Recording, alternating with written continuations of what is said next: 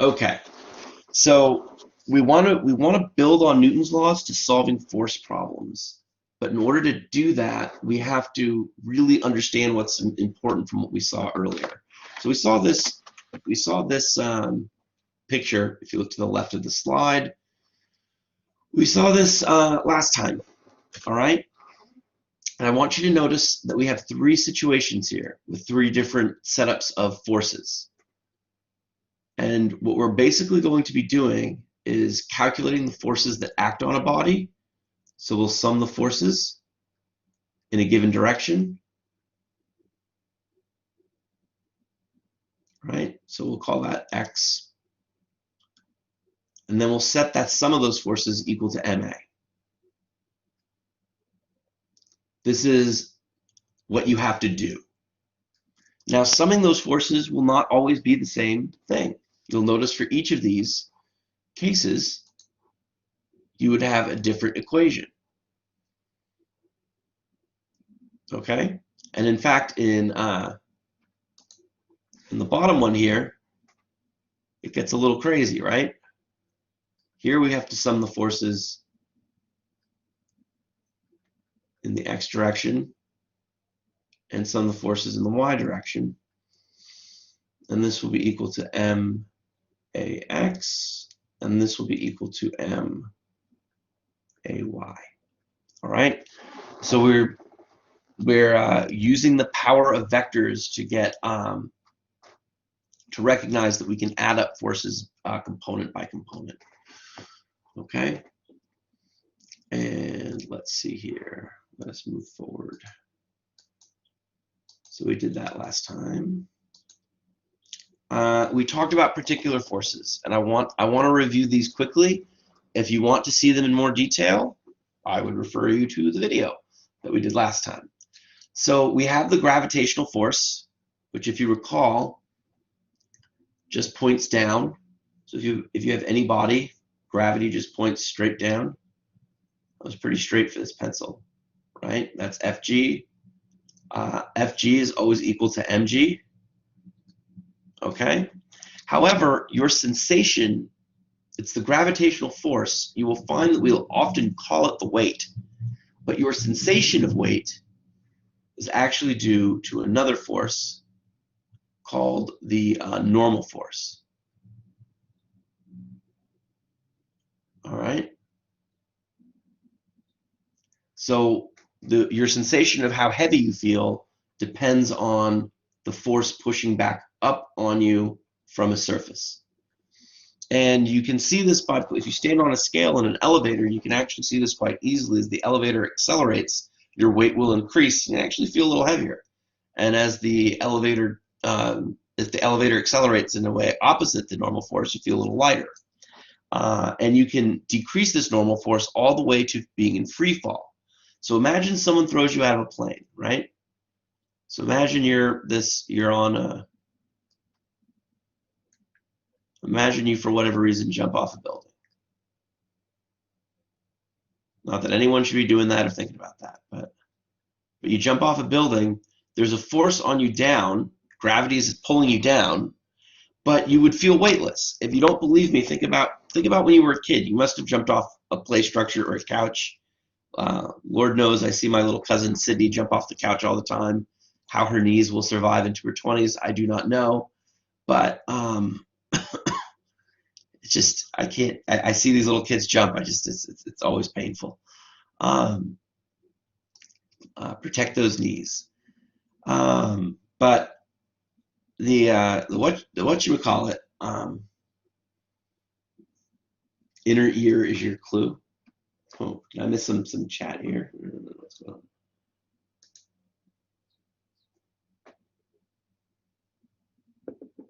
Inner ear. Okay, I'm not regarding the free fall. Yeah, no. But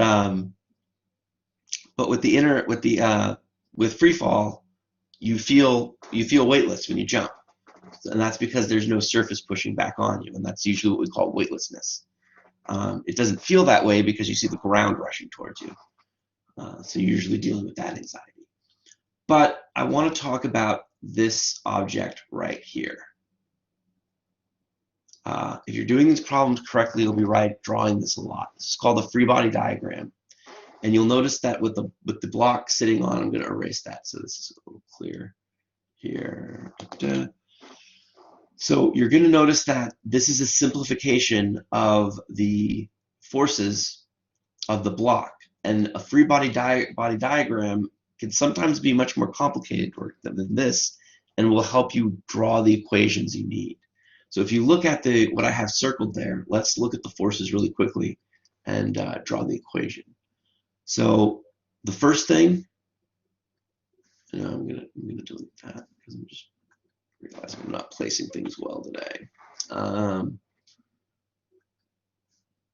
First equation is thing we're gonna do is we're gonna sum the forces. It's pretty good to get into a habit of indicating the direction because we're gonna go to 2 dimensions very, very quickly. And so that's gonna equal m(a)y). Now keep in mind this is the net acceleration in the y direction. So when we do this, this implies, so we look at the free body diagram and we see we have 2 forces here, right? Fn is pointing up minus Fg, and that's going to equal m(a)y). But you'll notice, let me ask you all a question. Is our block moving on the table? Is it actually accelerating?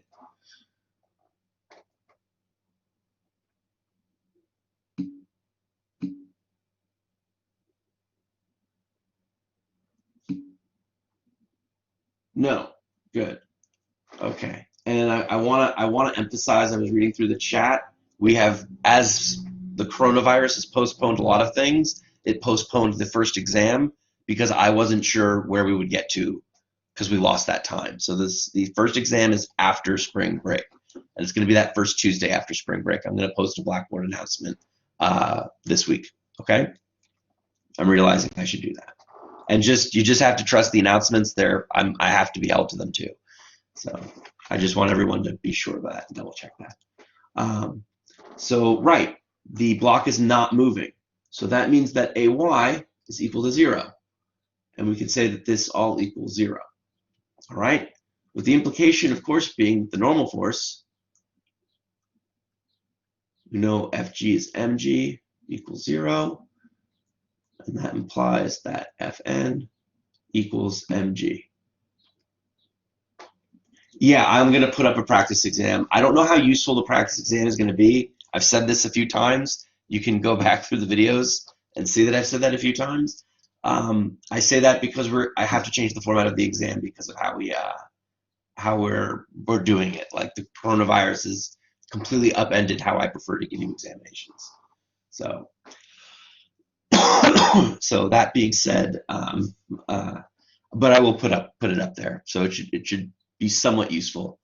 But I will give you guidelines on the Blackboard announcement of what the exam will be like.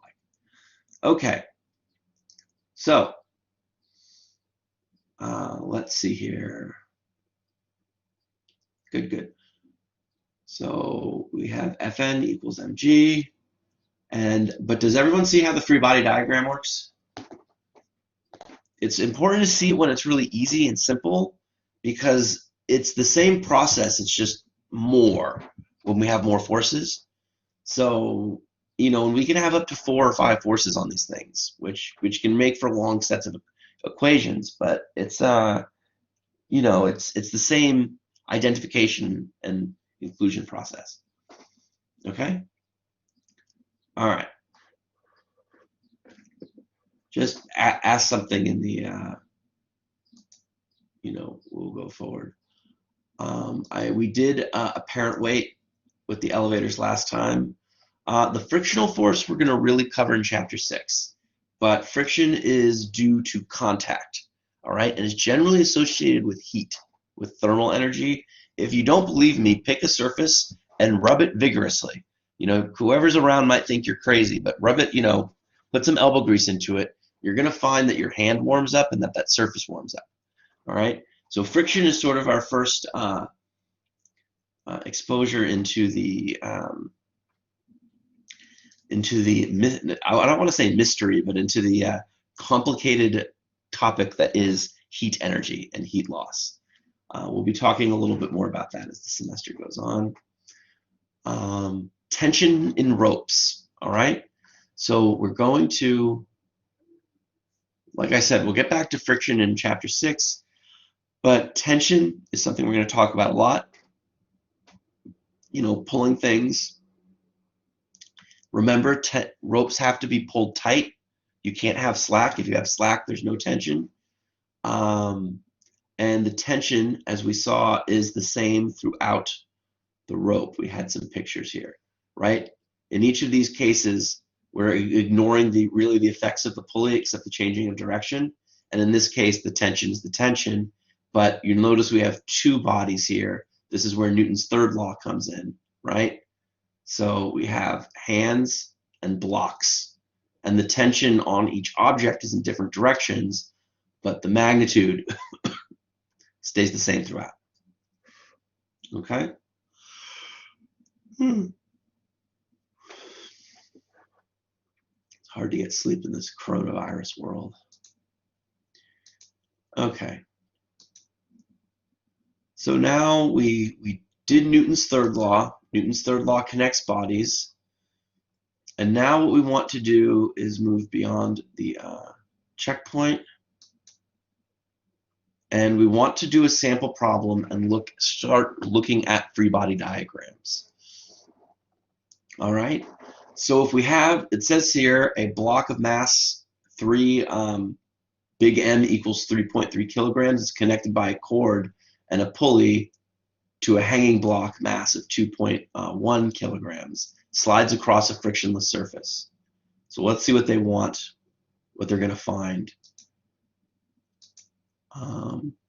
Okay, good.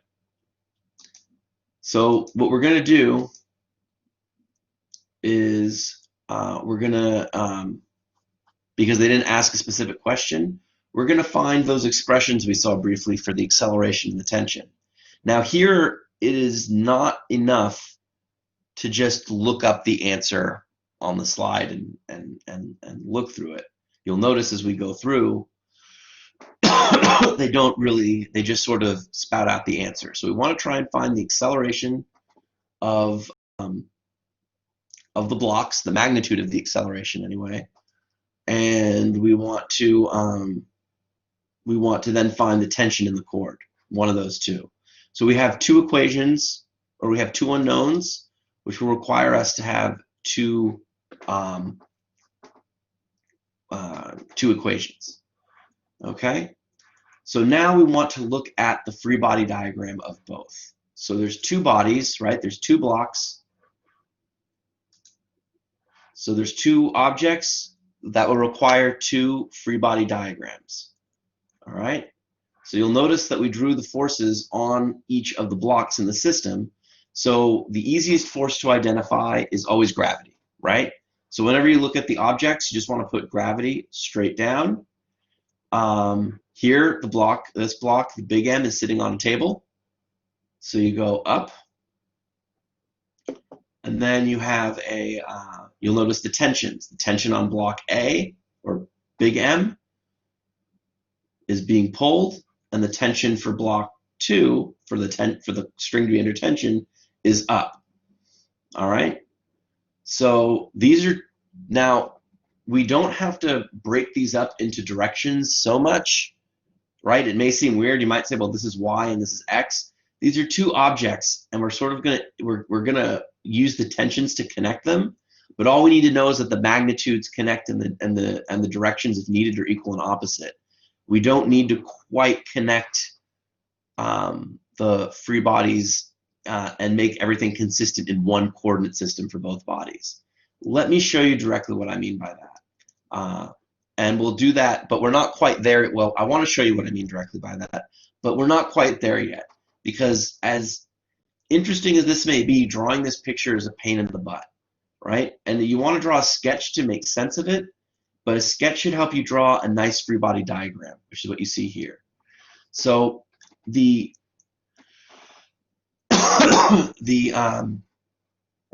what we have here is a good bullet point procedure for solving force problems. So first you want to draw the forces involved, right? You want to treat the string as unstretchable, the pulley as massless and frictionless, and each block is a particle.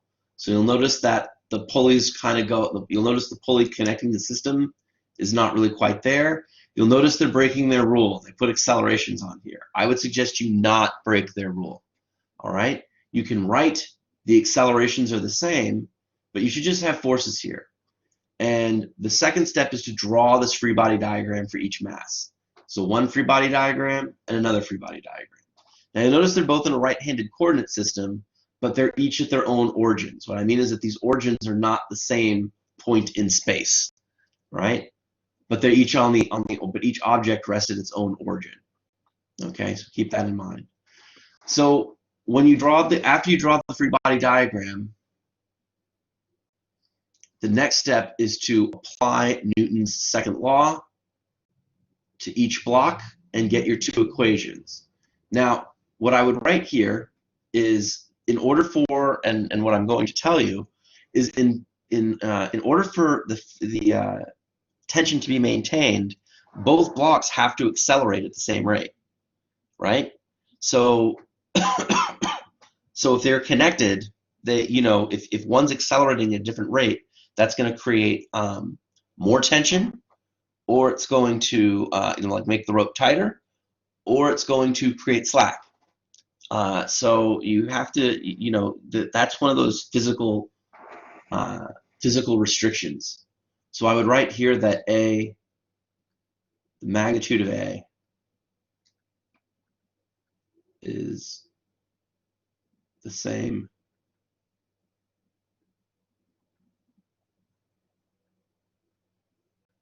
for both blocks.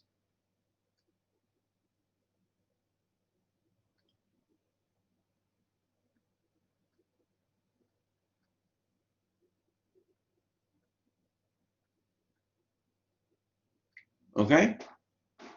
So I would write that here and I'd cross these out because they really confuse the free body diagram, especially since not only did the book tell you not to do it, but I'm a big believer in that. I can't comment on that. I have no idea. I mean, anything I think is my guess is as good as yours. I have no idea. I know that the current official lockdown is till June 15th, which is the end of the spring semester. I imagine they have to look at things. I'll tell you this: if the federal government thinks that we would be safer and maintains the guidelines through the summer, then I have a feeling we'll at least do summer school distance learning too. But if we come out the other side of this by August or so, I mean, it's hard to say. And it's not my expertise about. I'm not a disease expert. If I talk about it, so you're just like hearing some guy talk about it on the internet. Yeah, I wish I had firm answers for you. I hope not, but I mean, I hope we can meet in person in the fall. That's what I'm rooting for. If you'd like to know where I stand on it, but yeah, I really don't know.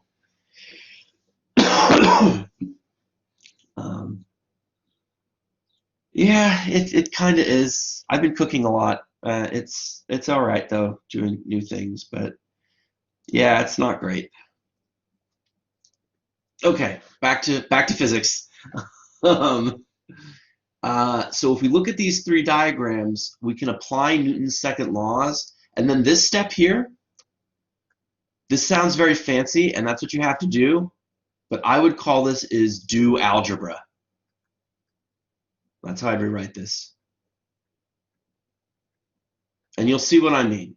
So let's look at this here, and let me change my color, and we'll sum the forces in this blank area here. All right. So let's look at M first, big M. So we're going to look at big M, which is the figure A below. So the sum of the forces in the y direction are equal to Fn minus big mg. Now you might be asking, well, wait a minute, Professor Toland. Okay, I referred to myself in the third person. I'm officially lost. Um, but why aren't you just using their thing here? We have two FGs, and they've decided to just name them sliding and hanging block out of the blue, which is at best confusing and at worst just infuriating. So what I've done here is, instead of figuring out which label and subscript to use, I'm just calling FGS the sliding block. I'm just going to write that explicitly as big M times G, and FGH for the hanging block. In my equations, I'm just going to write it directly as little m times G. Okay? That's all I'm doing here. But back to the, but if we look at this, I'm going to write this as equal to 0. Does everyone see that it's equal to 0? I'm kind of testing you here. I'm not. You should write is equal to MAY and then recognize that AY is 0, but I don't want to write over the Wiley. But does everyone see it? If you don't, ask yourself this question. Go back to the, look at the box is sliding along the x-axis, right? Ask yourself this question. Is the box moving up and down on the table? Is it hopping?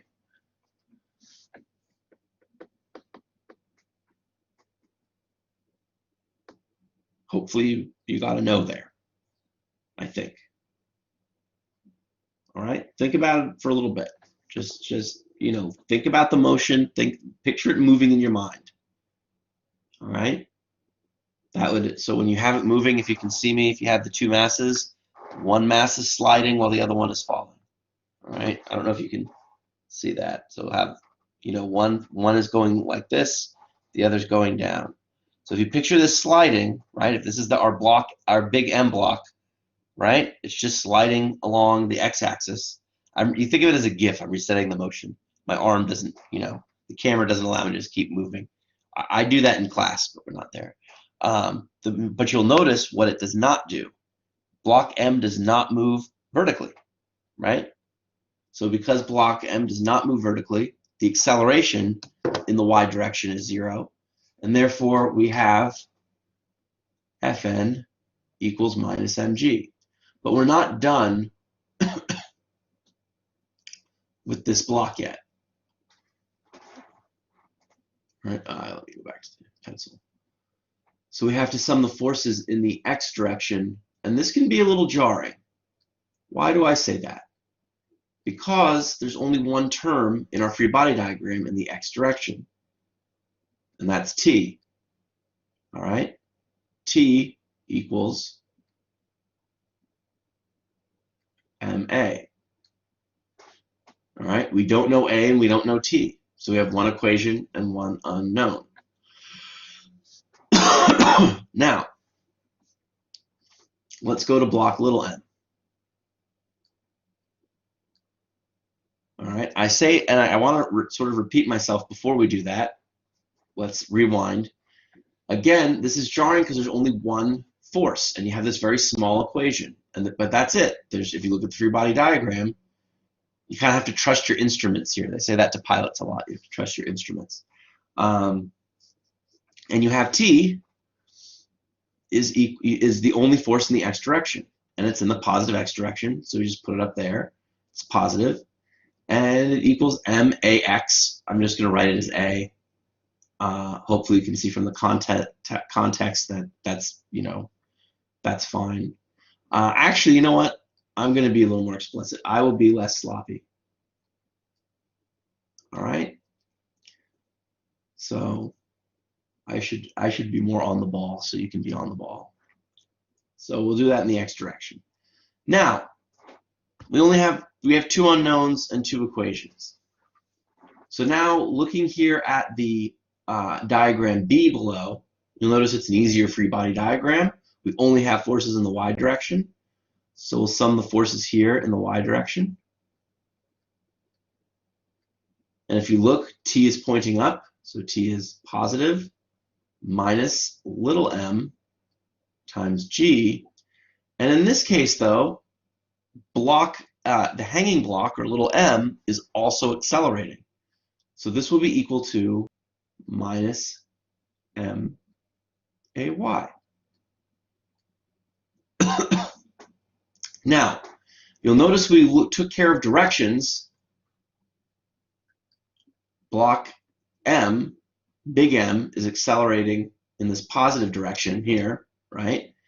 Block little m is accelerating down, hence the negative sign. All right? So you have to be consistent with each term. That's basically all you have to do here. Anything that's going down has a negative sign in front of it. Little mg is down, minus. The acceleration is also down, so you get a minus. Now, you'll notice that another way of writing this down here, the statement about the accelerations, is that we can say that the magnitude of ax is equal to the magnitude of ay. Right? So now what I'm going to do is I'm going to rewrite these equations. I'm going to rewrite this as t equals ma. I'm just going to call this a. You can see it there. I snuck it in that corner. And I'm going to write here that t minus mg equals minus, sorry, this should be big M. We don't want to confuse here. Right? Minus MA. Now the easiest thing you could do here is now what I want to say is that now we are done with this bullet point. Right? So I'm going to change colors, and I don't know where I'm going to finish the algebra, but actually, you know what I'm going to do? I'm going to I'm not going to delete that. I'm going to do it right here. So what I can do here is plug t into this equation. All right, and what that will give me is big MA,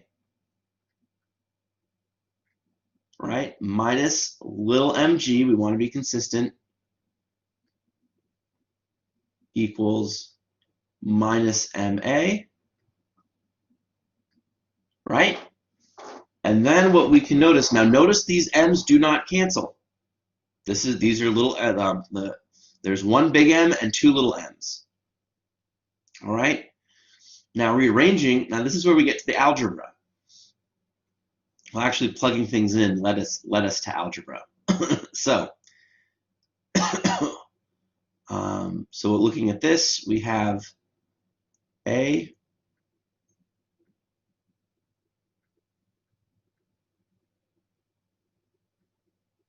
big M equals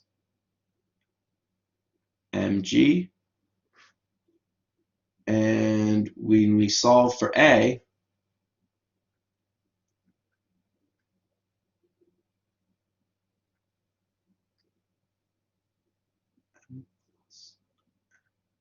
times g. Okay, so you'll notice we now have the acceleration, which I'll point out, in terms of given stuff. And that's the goal, right? That's when the problem's over, is when you have what you're looking for in terms of what you'd like. And to find the tension, all you have to do is use this new acceleration here and plug it back in to the expression for tension. And I think you'll see as we go along, it's just a bigger picture of the free body diagram. You'll see that we get our acceleration here from our two equations, and that once we have our acceleration, right, you just plug it back in, and you see you get this expression for tension. So now if you plug in the numbers that were given, you get, you'll get these, the acceleration and the tension. All right. So we want to see, does this make sense? So first of all, the acceleration should be less than g, right? Why? Because something is, if it's the most it could be is in free fall, right? If you're pulling up on it, you're reducing if you're fighting gravity. If you're fighting gravity, your acceleration should be less than g. So that makes physical sense. And we want to check that the tension is also less than mg, right? Because otherwise the acceleration would be up. Okay? So those are what we call limiting cases. All right? Example, g equals 0, m equals 0, and or big M equals 0 and little m equals infinity. All right? So that's an important thing, is you want to be able to make sure that whatever answer you get makes sense. Because let me tell you, a minus sign, you might have look at something, solve a problem and say, oh, well, A is equal to 3.5 or 3.8 meters per second in a problem, like in this problem. And you might write that on your exam and go, okay, done. And the answer might be A equals minus 3.8 meters per second. In a math class, I might give you 8 out of 10 for that, right? But in physics, you get 6 out of 10. And it's not because I'm an asshole. It's because you're not just off by a minus sign, all right? You're literally saying, this, how I read this is you don't understand that something that should be falling down, that a problem says is falling down, you have just declared with the incorrect answer here, 3.8, that it indeed goes up. That's a little bit bigger than a minus sign. So it's not enough to just write down numbers. I'm not checking the numbers you write down. I mean, I am checking the numbers you write down, but I'm looking at the physical interpretation. So being off by a minus sign is a huge deal, because that means you think something is moving a direction it's not moving. Not, oh, well, anyone could have been off by a minus sign. It's true, anyone can be off by a minus sign, but you have to think about, you don't want to take this step for granted. All right, the does it make sense step.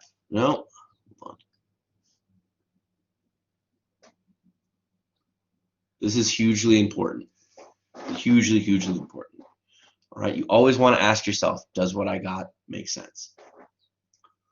Okay? So,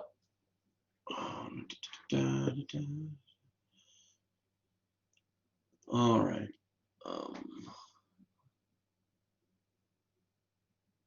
Oh, right. That's okay. So I want to go through this sample problem and point out things about it. Okay.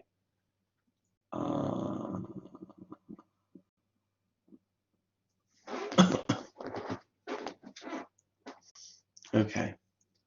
So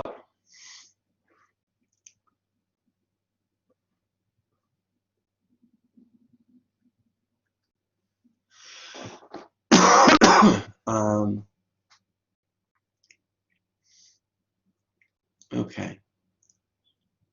So all right, I think the worst part about the quarantine for me is I'm distracted by these emails coming in. I'm going to turn them off. Hopefully that'll stop them coming in. It's obnoxious. All right, so we want to look at this situation here. The box accelerates up the ramp, but there's a lot going on in this problem that we haven't talked about that we want to see. Okay, so we're going to take almost all of these in stride, all right, and talk about each one. So we'll have a box sliding up the cord. We want to draw forces. So you'll notice we have gravity down. All right, this is Fg. We have tension in the cord. And I want you to notice that we have a normal force here, right? But the normal force is going to be at a 90-degree angle to the surface. It's not just going to be straight up. That's important. In a lot of problems, the normal force happens to be in the opposite direction of gravity, but in this case, it's not, all right, because we're going up a ramp. And in mechanics, in this course, sort of things going up and down ramps are quintessential problems, all right?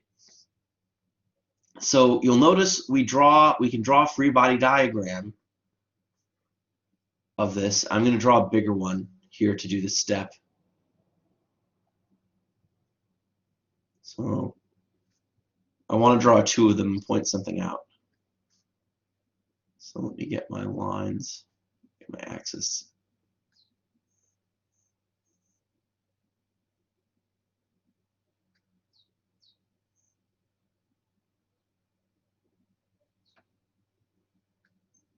All right, so there's my axis. I'm going to draw my object. No, that's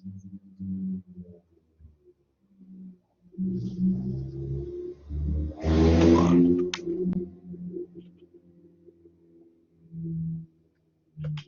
All right, no, bad.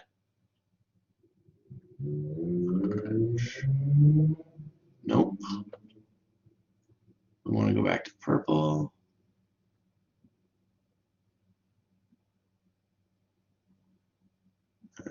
Just give me 1 second here. Okay, so I want to start here and get to figure B. So if we look at this, there's our object. We have gravity going down, right? We have the normal force.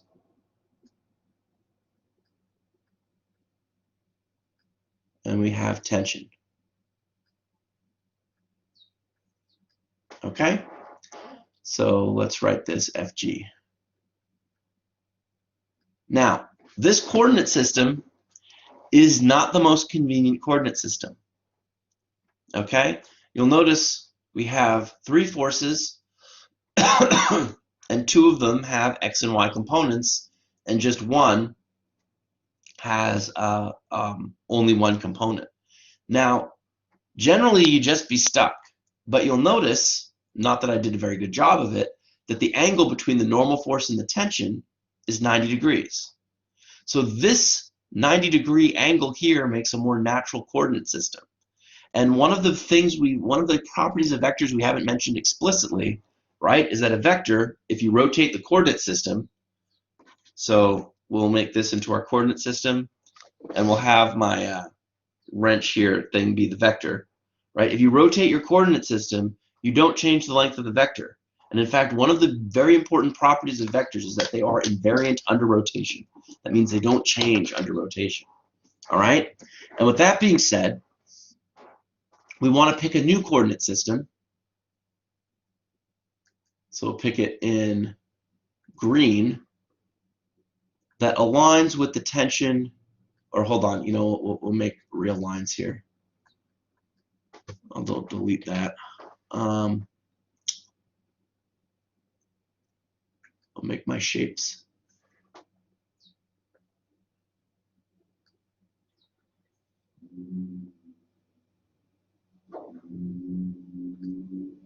All right. Hold on.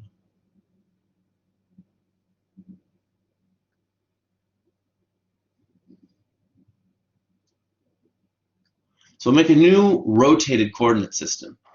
All right, we'll call this x prime and y prime. These are not derivatives,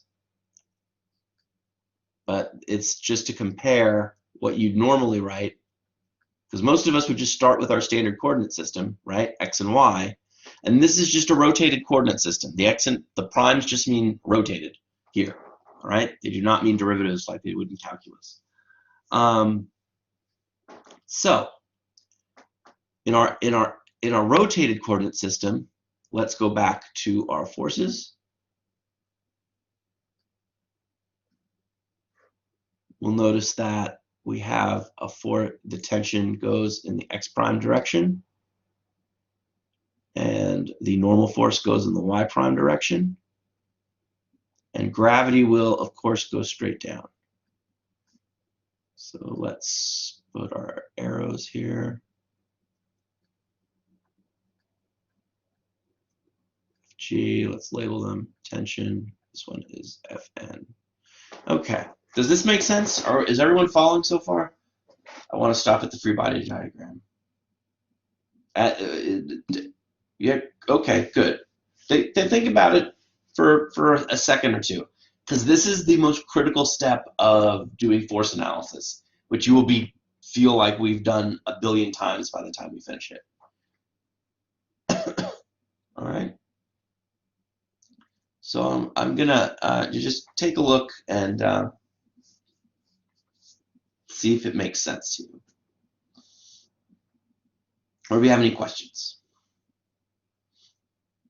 Okay. So now the next thing we have to do is deal with this angle, right? And what I mean by that is deal with this angle here, theta. So I want you to notice that you, when you look at this here,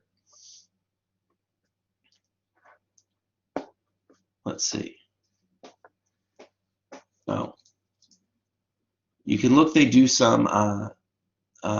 They show you the geometry, right? So the triangle here is a right triangle. This angle is 90 minus theta, and I want to draw something very quickly. You'll notice that gravity, right, has two components, but you have to go in terms of your new coordinate system. Okay?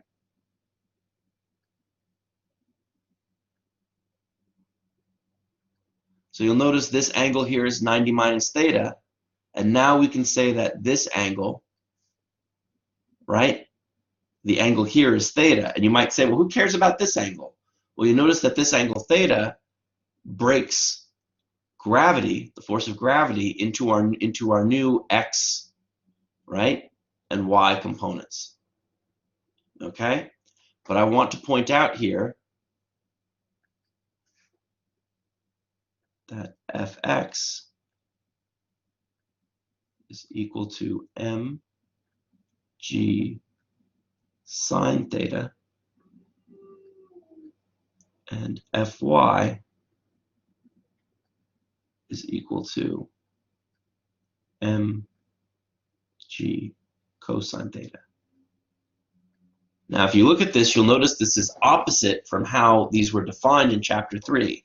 And if you remember, if you recall, in Chapter 3, I tried to be very careful to tell you to not accept the components as some definition, but to derive them from a triangle. And this is the exact reason why.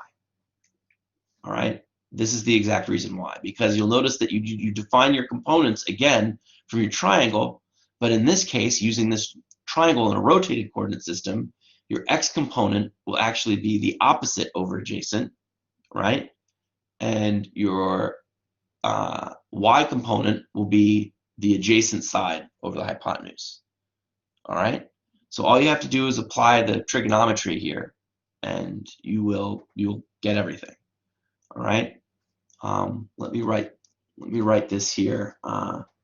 If you look here on here, this green part will be f g y, and this will be f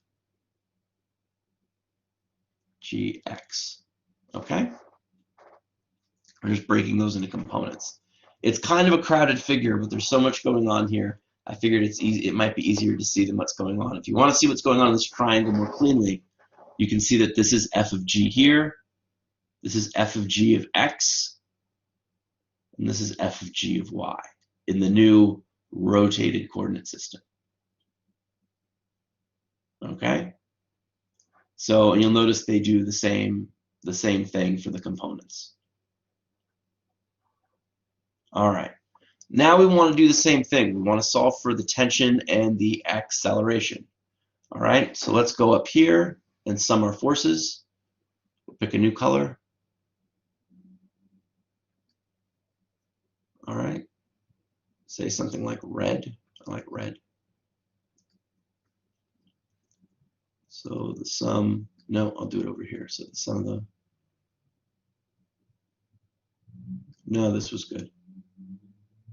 Sum of the forces in the x direction, or the y direction, do y first, equals Fn.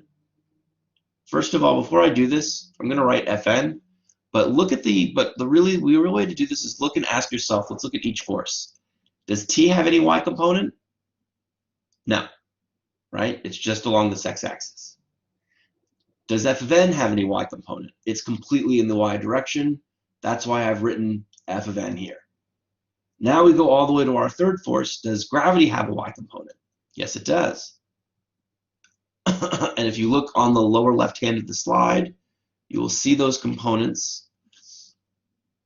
So this will be minus mg cosine theta. All right, and you'll notice that another advantage of this, that the main advantage actually of rotating the coordinates, right? If you look at the original coordinates, the acceleration has an x and a y component. That would suck. Here in a rotated coordinate system, this is the main reason to do it, the acceleration is only in the x direction. All right, so that means we can set all of this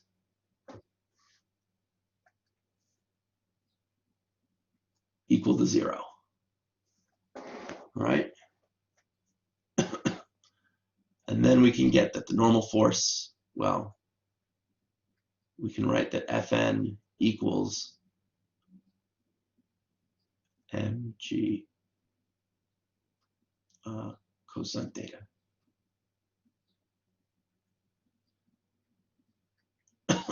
All right, so we know that.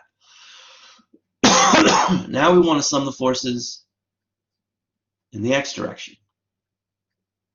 All right, so when we do that, we'll do the same thing. Go around here, start with tension. Does tension have an x component? You'll notice it does. So we write T. Does the normal force have an x component? It does not, right? It's only in the y direction. So the x component is 0 there. And now we have Fg again minus F, well, hold on. I like to be a little more explicit in the equation.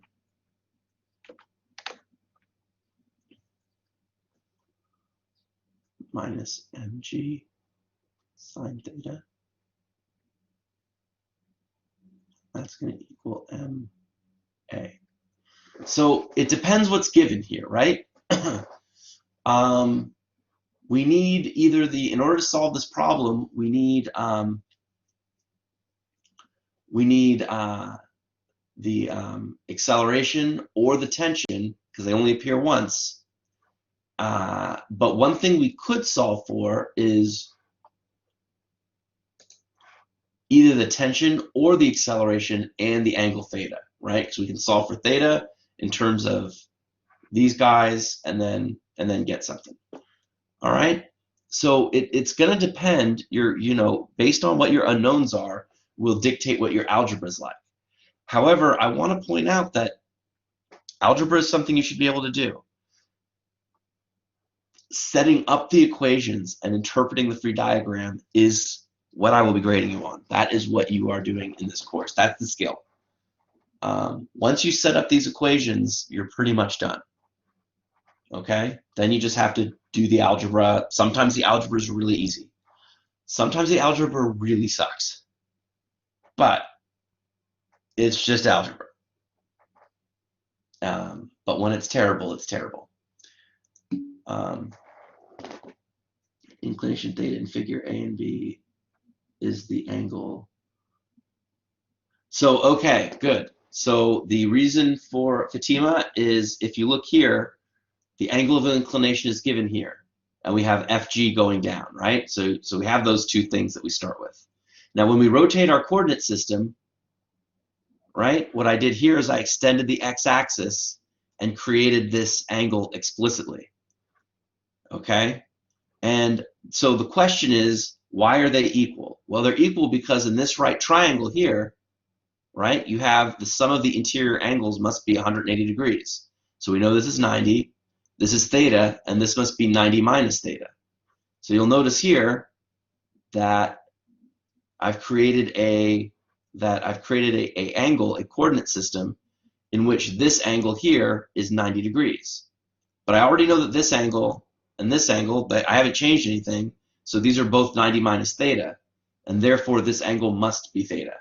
All right, so using some basic geometry, I was able to use the same angle that's given as this angle here.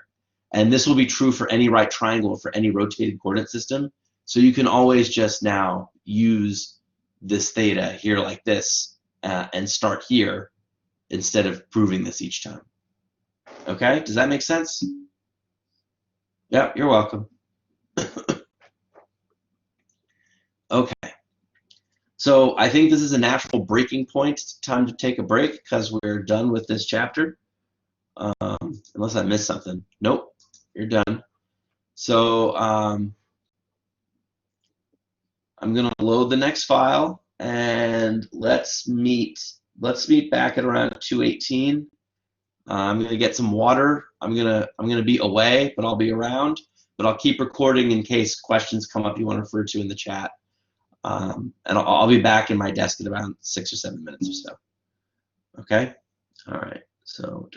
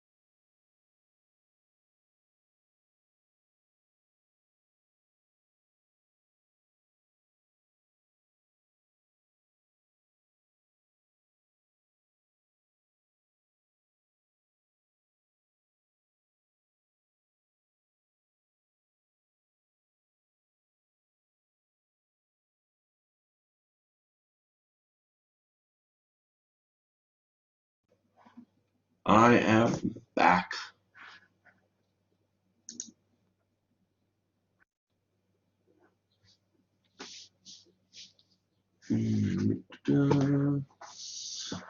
Let's get to the files. You can do both if you want. The Skype always sort of indicates, it's always on my taskbar, so I'll see it faster sometimes.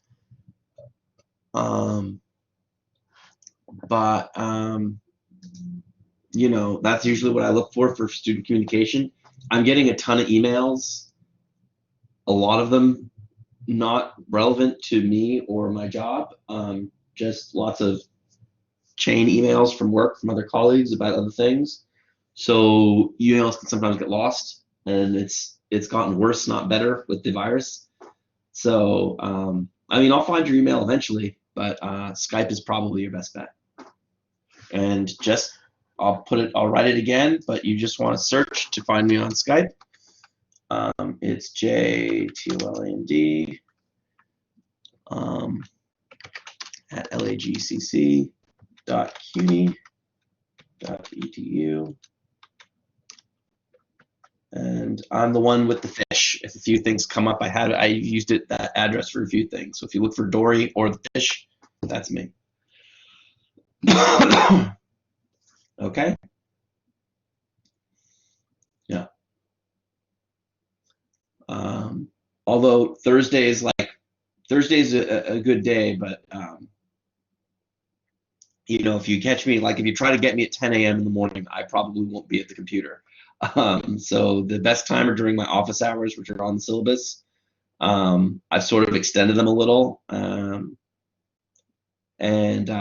do remember that I teach 2 other classes. So that prime time during the afternoon, like Monday afternoon, from about 3 to 7, I'm teaching, and I also teach in the evenings for the physics 2. So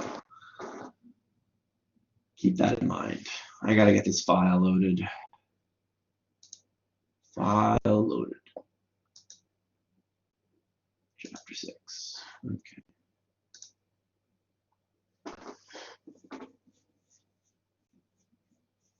All right. So you'll notice Chapter 6 is very excitingly called Force and Motion 2. It is very much a sequel. Last time we set everything up. Now we're going to see some of the more complicated problems, and we are going to definitely introduce friction and see how that changes things. But I want you to keep in mind from the last chapter that set of bullet points, because we're going to do the same thing. And what I mean by that is we're going to identify forces,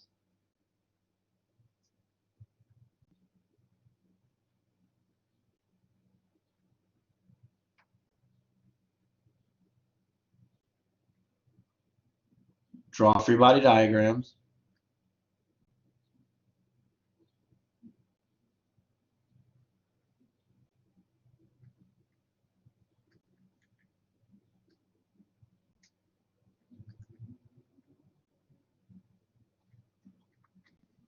right? We're going to sum the forces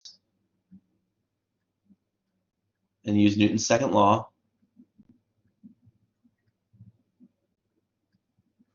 And then we're going to do algebra.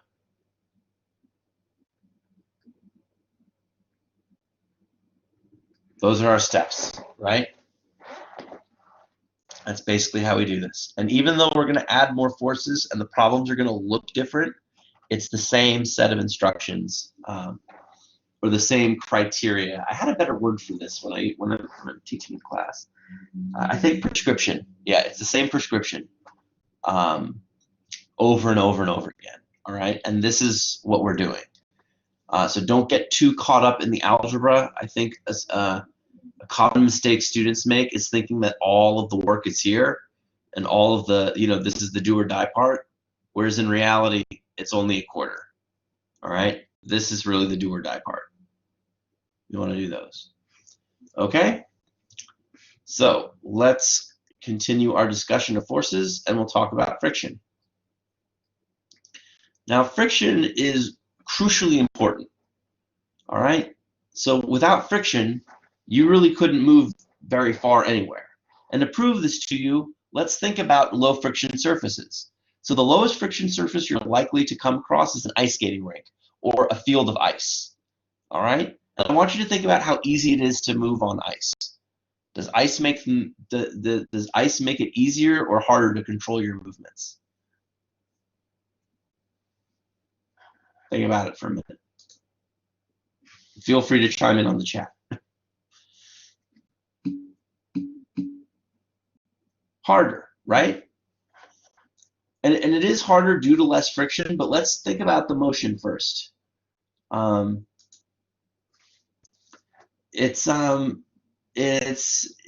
just you start slipping and falling, right? And then Nicholas, you're right.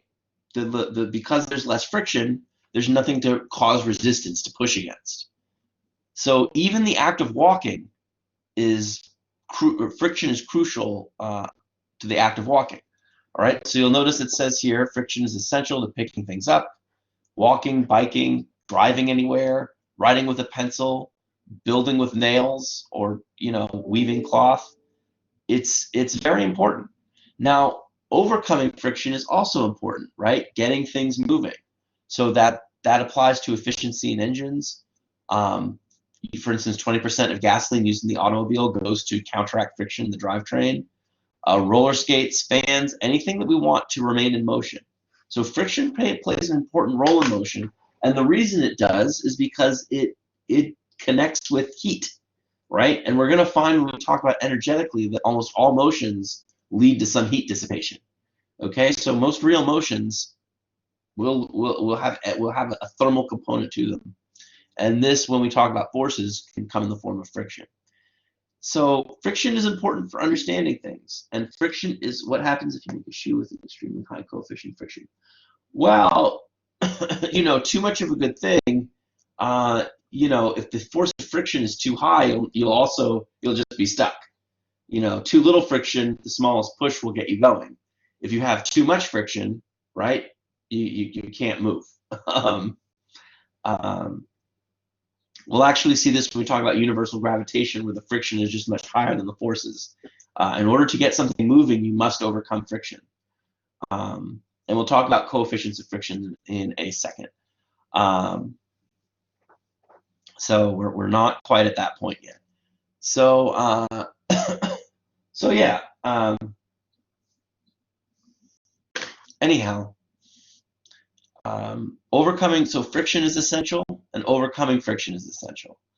When you look at friction, you'll often ask yourself, what is it? I think about my favorite example for overcoming friction is considering a refrigerator, right? And ask yourself this question: is it easier to get the refrigerator moving or to keep it moving?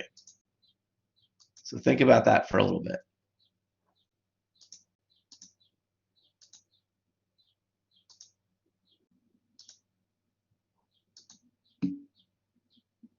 It's easier to keep it moving, right? And that brings us, and we want to think about that. So when we have, so besides that, these three experiments are related to that example, all right? So just keep that in mind.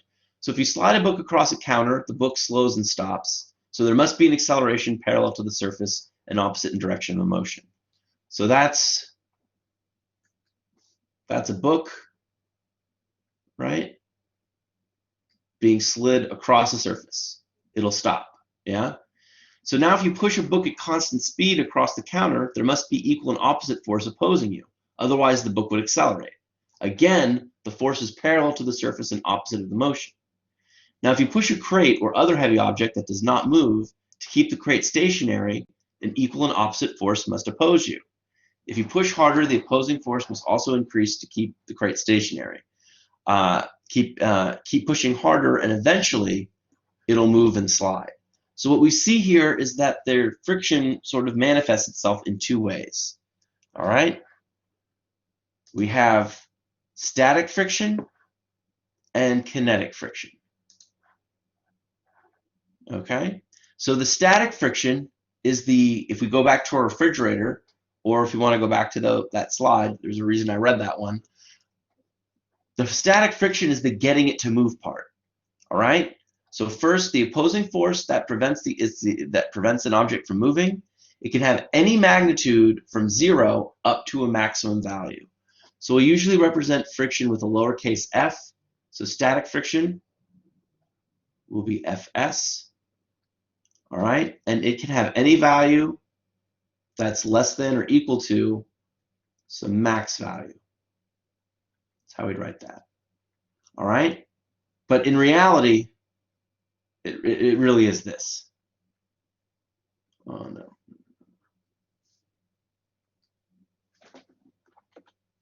You can't really have negative values of static friction. They're not physical.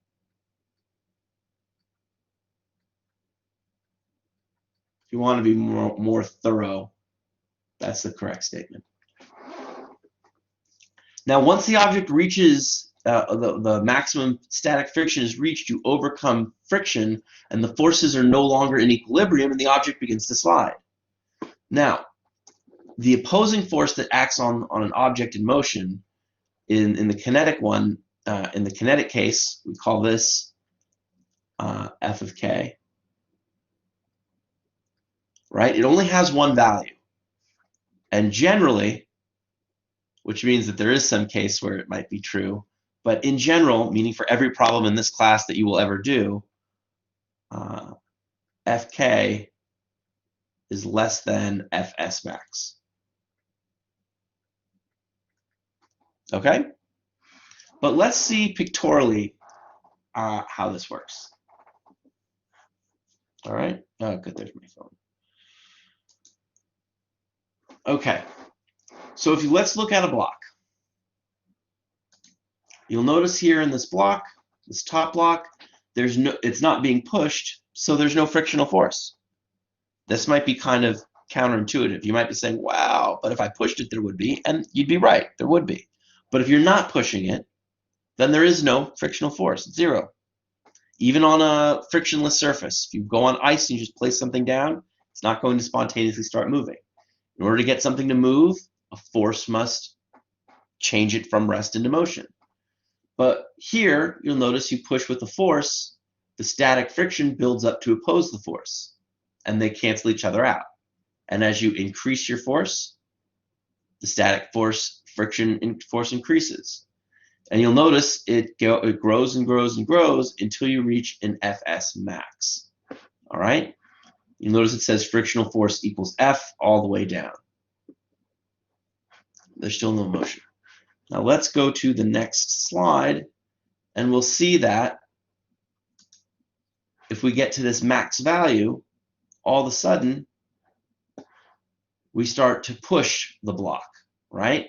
And the force has stayed the same, but the kinetic friction, as we said, is smaller than the static friction, so the static friction shrinks to the kinetic friction, and the block is able to accelerate to the left.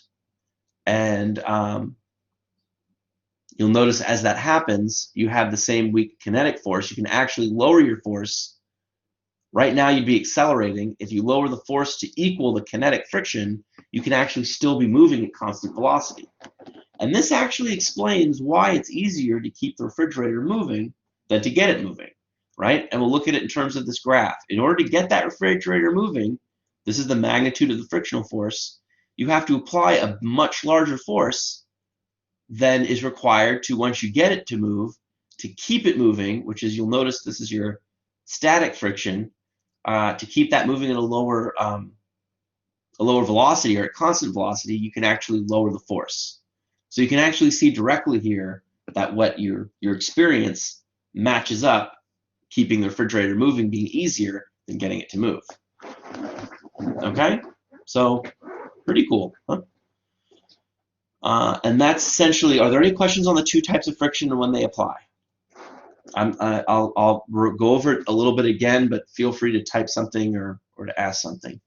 Oh, where's the, oh, right, I'm not the pen, it's always frustrating. So again, your friction, think about the refrigerator. You're pushing and pushing the refrigerator, it's not moving. So you're in the static friction regime. And you can increase the force, and you'll increase the static friction to get to a max. Now, this is the point where the fridge sort of jerks forward and starts accelerating. This is the edge of the static friction regime, and you no longer have static friction after this point. You'll notice your friction force drops and evens out into kinetic friction. All right? And this is the point at which the fridge is moving. This is the kinetic friction regime. All right? And you'll notice that the kinetic friction is just constant. Now, you might be saying to yourself, oh, it's not constant. Well, what you do is you just average this out. All right? This is very nonlinear and non-periodic. It's not very predictable. So the only thing you can do when the data is this complex and it doesn't vary over a lot, you'll notice that even though there's a lot going on, its value doesn't change that much. Here, averaging is the way to go. Okay? So that is friction. And I didn't see anything come up, so I'm going to move on. All right. Now here we can sort of understand those that sort of quirky but small behavior for the kinetic friction by looking at the microscopic picture. All right. Now, if you look at that, if you look at friction microscopically, I want you to look at whatever surface your computer's on right now. I want you to look at that surface, and I want you to imagine you can zoom in and zoom in and zoom in. I'm realizing I should have had a different picture up here. But if you go into your web browsers, if you open a new tab, right? I don't know what will come up for you, but I'm going to open a new tab and try and guide you that way. Sharing the screen did not go well last time, so I'm not going to do that. But if you do, type in scanning electron microscope images into Google, and you should see some interesting stuff, but maybe do of a surface structures.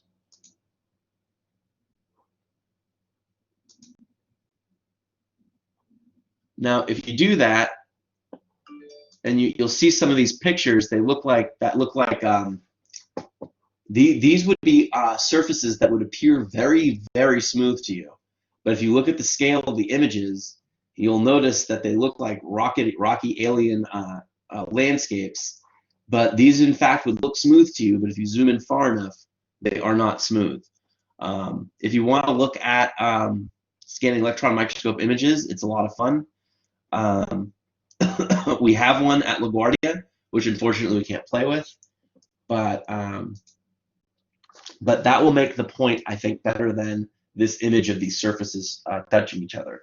And that's the reason if you touch the surface you have, you'll feel that friction. That's from the fact that it actually isn't smooth at these microscopic levels.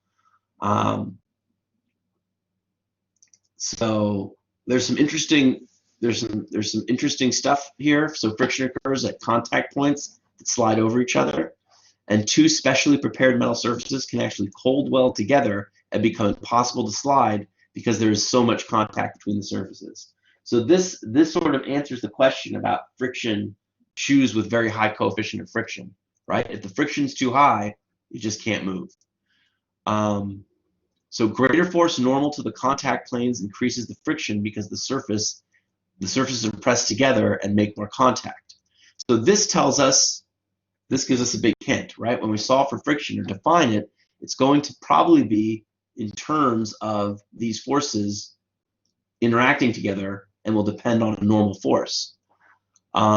Sliding that is jerky due to ridges on the surface produces squeaking and squealing sounds. So if you move something, let me try. I don't know if you can hear me move my desk back and forth, but you probably can't. But if you move a piece of furniture, you hear squeaky sounds. That's what they're talking about here. Okay. So let's go. Oh Jesus. All right. Now, 58 minutes ago. Oh, it's everyone's worried. Everyone's going just a little nuts. So again, looking at what we have here,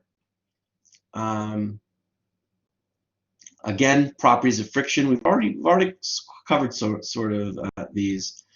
We covered this one, but we haven't talked about this one. So again, if the body does not move, the applied force and frictional force balance along the direction parallel to the surface. They're equal and opposite in magnitude. And this is true in the case of static friction, right? So the magnitude of static friction, you'll notice this is the symbol I drew here, has of Fs has a maximum value of Fs max and is given, and the maximum value of static friction is equal to mu s, which is the coefficient of static friction. I can just do this. And then this is the normal force. And if you go back to our previous slide, right, we got hints that the normal force, that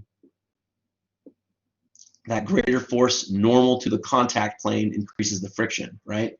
So we got from that explanation or that definition the indicator that the normal force would be important here. Okay, so your maximum maximum static friction can be equal to the normal force. You want to be careful of the wording that indicates you're at maximum static friction. So often a problem will say something like you push it right until it begins to start moving, or it's stationary. And whether an object is stationary or in motion will subtly be given away by the problem. And it will be up to you, like what you're, and practice makes perfect here, to identify whether you're in a static friction or kinetic friction. Now, you can't be both. If you are both, if there are problems, that being said, there are problems where something is moving, but you have a kinetic friction. But that's a combination of two motions. One motion is stationary, that's where the static motion, friction motion is, and one would be kinetic. So right now, we have not developed models to deal with two motions yet. All right, or compound motion. For a the value of static friction can actually, Artin, the value of static friction will be in a table. So you just usually look it up based on the material, and it's usually given to you, or it's obvious it's what you're solving for. Yeah. But generally in most problems it's given to you. Sometimes in a lot of problems, to confuse you, both the static and kinetic coefficients are given, and one is not needed. So you have to decide which one you need. So sometimes you'll find that you're given too much information in the problem. You don't need to use it all. But what was I saying before about static friction? It was on a roll there. Right, I was talking about reading the problems. So you want to be careful. There is not, but there is. Anyway, there's not a model yet. Oh, was that what I was saying? Oh yeah, there's not. We don't have the model for compound motion. Now I know what I was saying. So we don't have a model yet for compound motion. We're gonna get there. And it is kind of exciting because you start to see. When we do that, you'll start to see parts of the class coming together, and that's really cool. But we're not there yet. And when you have one motion per motion, you can only have static or kinetic. So right now we're talking about translational motion only, and you're either in static or kinetic. You can't be both, right? You can't be both moving and not moving. You're doing either one or the other. Okay, so I hope that makes some sense. All right. Now you'll notice for the kinetic friction, this happens once sliding begins. Again, that frictional force, the static force, decreases to the kinetic frictional force. You'll notice again, the kinetic friction looks just like the static friction max, except here it's mu k is equal to Fn. And as we said before, mu k will be less than mu s, right? So so again, these coefficients are usually something that's either given to you. You look them up in tables, they're properties of the material. In some cases, you might be asked to solve for it, but it'll ask you directly what it is if it asks you to solve for it. Now, so we want to note a few things. One, the magnitude Fn of the normal force, I want to get my pointer, measures how strongly the surfaces are pushed together. All right? So that's where the normal force comes in and why it makes sense that it has to do with the friction. And we saw that in our definition, and now we're seeing it in our equation. The values of friction, of these coefficients of friction, are unitless. They're coefficients. So they have no units. All right? And again, it says here, it sort of gives away what I said before, they must be determined experimentally. Again, that just means you look them up in a table, or we would do a lab. And we did have a lab where we computed these coefficients of friction, but we won't be able to meet in the lab, so it's been forced to be modified. So, going onward and upward. All right. So let's so we have an assumption here that nu k does not depend on velocity.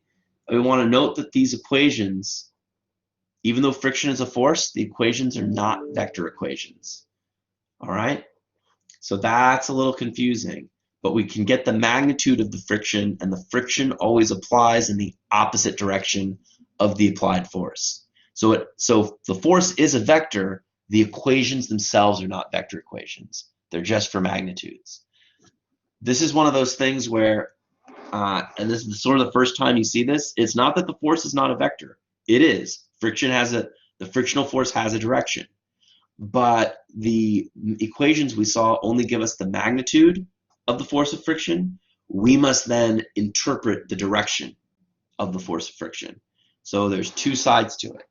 All right? It's sort of like the cross product. There's the magnitude, and then we do something else to determine the direction. All right? So keep that in mind.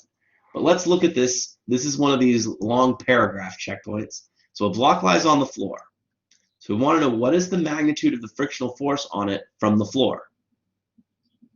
Well, is the floor causing it to accelerate at all? Remember what we looked at before. We have a block. I think you got it. But if it's lying on the floor, then we just have the two forces up and down. There's no motion being opposed, so there's no friction, right? Now the friction will depend on Fn, but in order for that to exist, it must be applied and opposing a force, right? So we call this F. Then we'd have, when we're static friction, we call this Fs. That picture's bothering me, so I'm deleting it. Right, so 0 seems reasonable there. Now try and work on, let's see with B, if a horizontal force is now applied to the block, but the block does not move, what is the magnitude of the frictional force on it? Now I want you to think about this one. Think about what we said about these forces. So if you're pushing on it, it's not moving, think about what the static friction must equal to the applied force.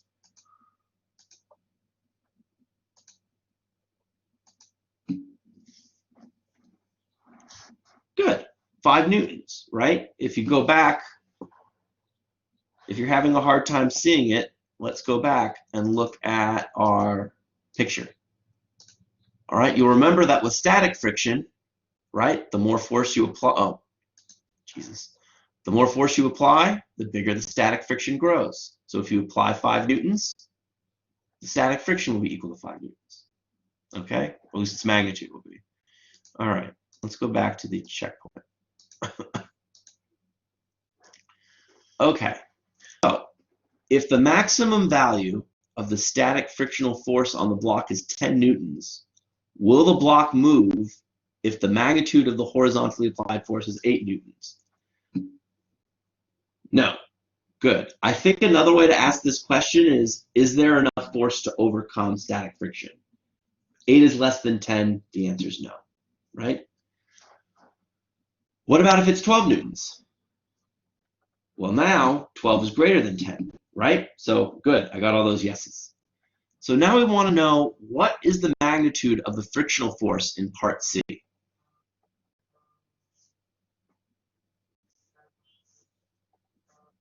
All right, so in part C, we're in that static friction, right? We've applied 8 newtons of force. Think about part B, right? 8 newtons. Good. And as we'll see, we are vindicated, and everything makes sense. All right. Now, you can see how physicists are a little we're a little weird. Some of the funniest videos on the web involve motorists sliding uncontrollably on icy roads. Some of the scariest videos on the web include that. I find funny videos to include cats doing funny things, or dogs doing funny things, or other animals doing funny things. Watching cars slide is pretty terrifying. But you can see the sense of humor of the author here is maybe just a little off. So let's compare the typical stopping distance for a car sliding to a stop from an initial speed of 10 meters per second on a dry horizontal road, an icy horizontal road, and of course the author's favorite, an icy hill. All right. So the question here is, how far does it take the car to stop on a horizontal road if the coefficient of kinetic friction is UK 0.6, which is typical of regular tires on dry pavement? Let's neglect any effect of the air on the car and assume the wheels lock up and the tires slide. So, and extend an x-axis in the car's direction of motion. So you can see that's our situation here. Now I'm going to go forward to see if I have a writing area, and I don't really. So I seem to have a writing area here. So I'll talk about this figure and then we'll go on to the next one. So you see we have a picture. A car is going forward, and then it's trying to stop. So it locks its brakes and comes to a stop. So this can be a little confusing. Let's draw the free body diagram first for this problem. So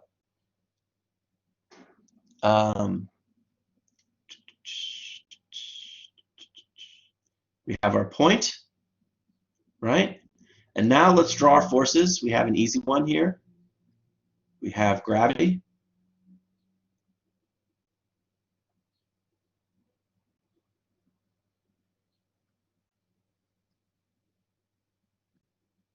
We have the normal force.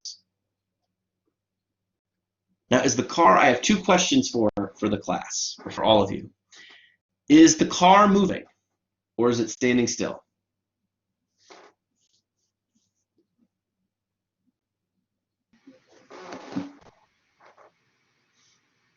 It's got a V naught, so it's moving until it stops, right? So it's moving. So are we going to be dealing with kinetic or static friction? It gives it away in the problem, but kinetic. Okay, good. So which way is the kinetic friction going to point here, left or right?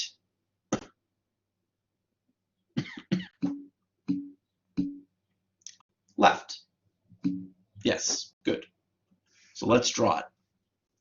Now, am I done with my free body diagram?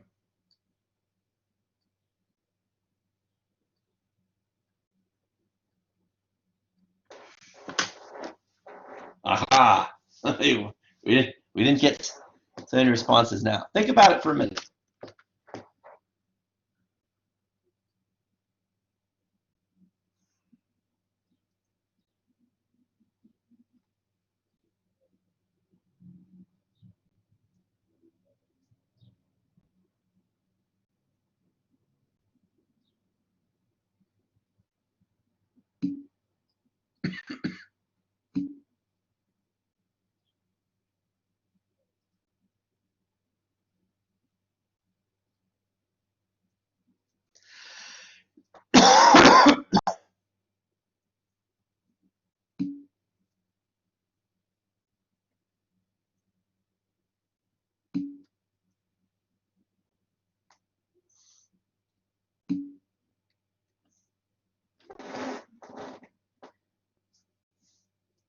So we have a question. Yes, we have the velocity, but does the velocity go on the free body diagram? Is a velocity a force?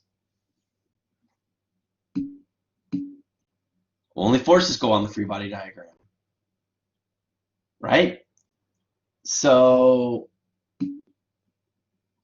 the car is in motion.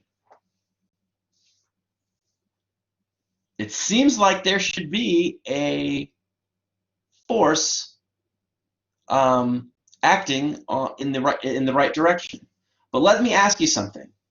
If there was a force acting in the right direction, think about the let's go back to the refrigerator.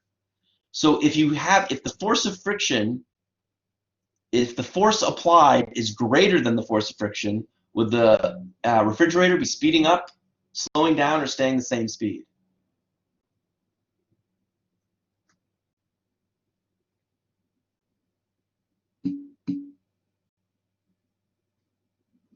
Let's take a look at that. So let's look at the case where if there's a larger force this way, right? Is that going to cause the car to speed up or slow down?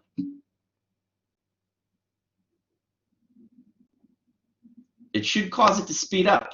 There's a net force in the positive direction. I didn't say that's what's happening. I'm saying what would that force do? So we want to delete this force because that's not what's happening, right? We don't want that. Now, if let's say I'm going to make another color because I don't want to confuse anybody. We'll go with blue. If they're exactly the same length, would the car speed up, slow down, or have the same speed? Think about moving that refrigerator.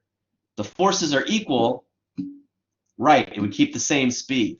So right now, basically what we're saying is the car is slowing down, and so in that sense, there need not actually be an applied force. More importantly, there is none because we want it to slow down as quick as possible. So we want no force being applied. So Artin, FK and V are not related. This is a physical argument. There's a desire for this to be very mathematical, but the velocity is not a force. It doesn't go on our free body diagram, and the velocity is just the initial velocity. We can see that it'll change, but what we need to do is find it. If we want to see how the velocity is changing, we need to find an acceleration. Okay?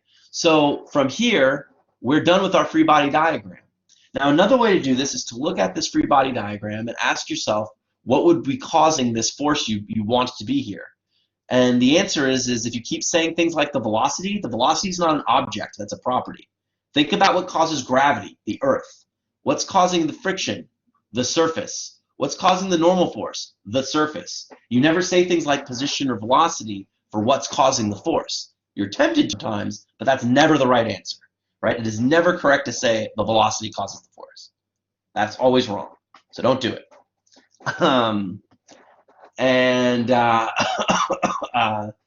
And so we're finished. This is our free body diagram. And now we want to we're going to go to the next page where we have the free body diagram already finished. But you'll notice we have a lot of blank space to sum the forces. So let's take a look at. They wanted the stopping time. So this is going to actually combine our kinematics with our force analysis. All right. So let's look here and let's sum the forces. Let's go up here. Let's choose a color that will show up here. So we'll sum the forces in X.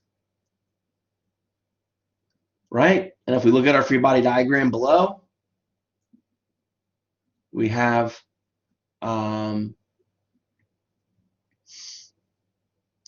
minus Fk equals minus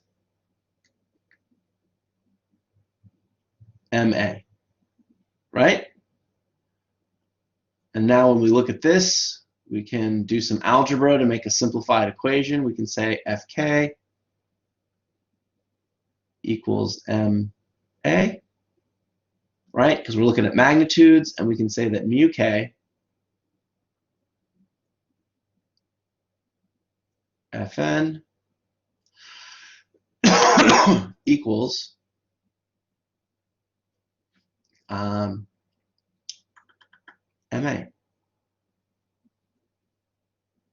All right. Now we're not quite done. We have mu K. I don't know that we have M. We might, but I don't think we do. So let's take a look at the sum of the forces in the y direction. See if that helps at all. So looking again at our free body diagram, that's what's labeled B here. I'm looking at this picture.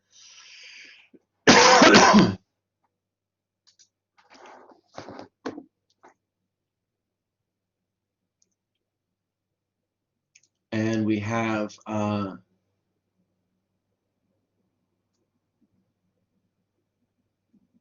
no, sorry, I'm getting ahead of myself. I'm starting to combine steps in my head. That's always a bad idea. If I shouldn't do it, you shouldn't do it. So we have normal force, Fn,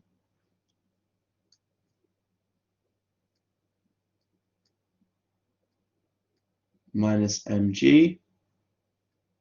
It's going to equal may. But again, the car's on a straight platform, so we can call that 0, and this will equal 0, and f of n will be equal to mg. All right, so now we can go back to this equation, and we have mu k, plug in mg for fn, mg, equals ma, and you notice the m's cancel out, and you get that a is equal to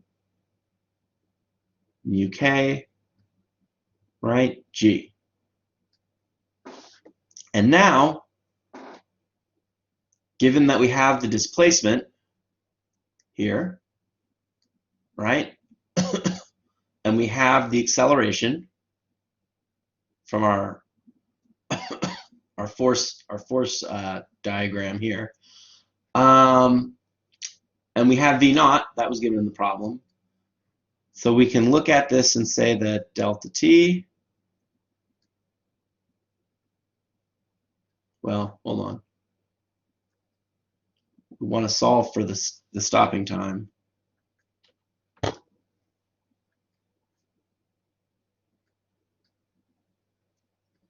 Equals v naught t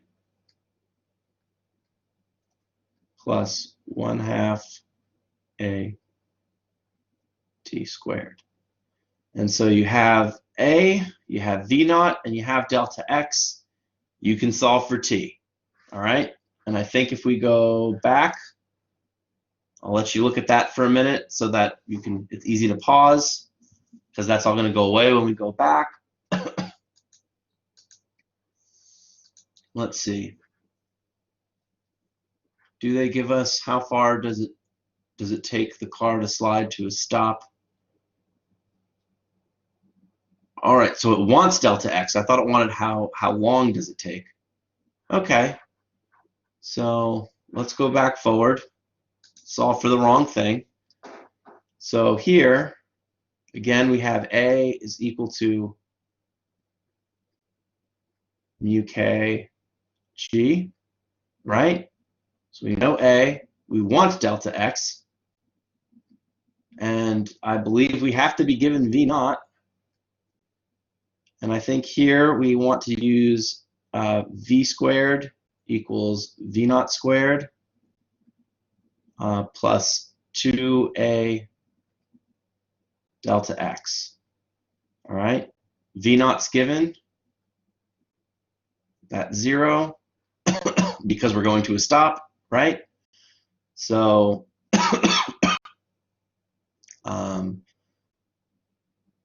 delta x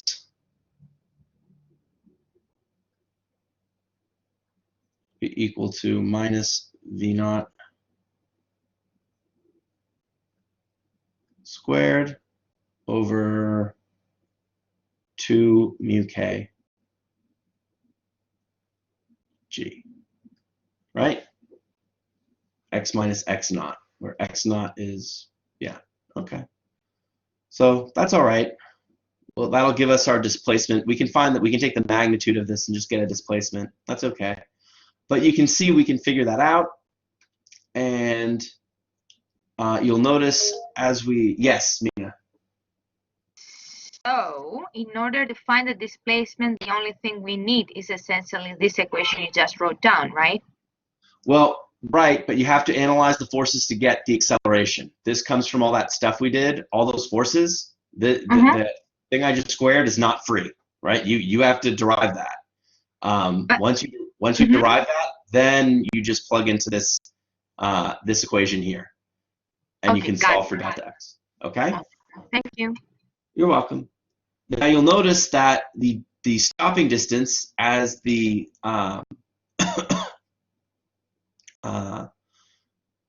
let me see. Now we have to ask if this makes sense again, right? Because why do I say that? I say that because I'm looking here and we have v naught squared, but then this mu k here, as this gets smaller, right? As this gets smaller, this gets bigger. That's correct. Yeah, this gets bigger, this gets smaller because it's on the denominator. So in this sense, what we have makes sense, and we can see how that stopping distance would increase. Now, if we go to parts B and C, I thought they gave us numbers for this to put in, but I could be incorrect there. Maybe they're in the later parts. So it asks what the stopping distance is if the road is covered with ice. So all you have to do is reduce mu. So you'll notice here it's the same thing. We've already solved the problem, right? Delta x equals v naught squared. We put the negative in there if we want. Over 2 mu k g. But now mu k is just smaller. And so now, if you put it on a hill, you have to resolve the problem. Yeah, I must have missed the numbers or something like that, but it's that 30 meters sounds about right. Excuse me. So for part C, we'll have this free body diagram in a rotated system. Okay, and now you'll notice we have an F and G component, and mg will be affected and in the numerator. And I want you to sort of, it would probably be helpful for you to try and add the equations. What I'd like you to do is to derive the equations yourself here and see if you have any problems. So it's the same procedure I did here, but see if you can do it yourself here. Sum the forces in the x and y direction and take some time and do that on your own. So that's what I want you to do. Sum the forces in x and y and see what questions come up and ask them if you're struggling to do it. I want to sort of attack that part head on, more than worrying about the numbers or what it looks like.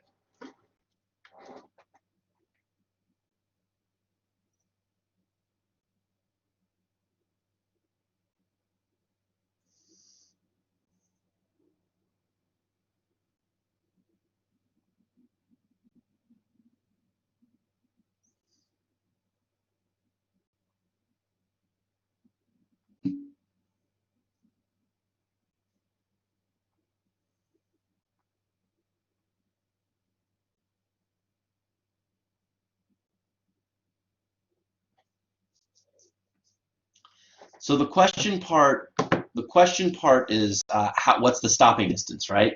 It wants to know the stopping distance if we're on an incline of theta. So that's the question. What I want you guys to do is remember how I've been making these equations for the sum of the forces in the x direction and the sum of the forces in the y direction. I want to see if you can do it and to see what problems come up if you do it. I want you to try doing it yourself to get the practice.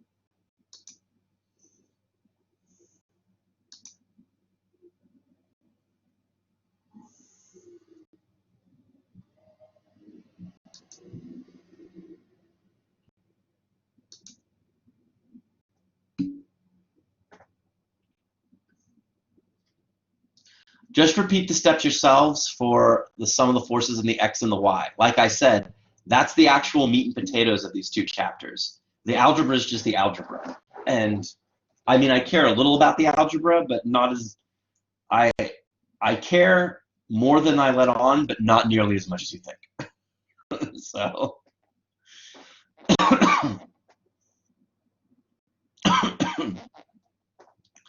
so I'll give you 2 more minutes to solve it, and then I'm going to actually write it down and see if you have questions. And I want you to think about what you got or what you didn't get as also a way of looking at questions. So again, we're looking at this free body diagram. Okay?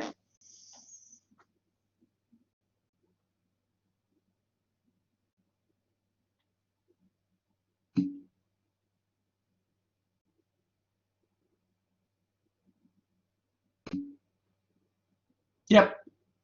It has an incline, it has an angle.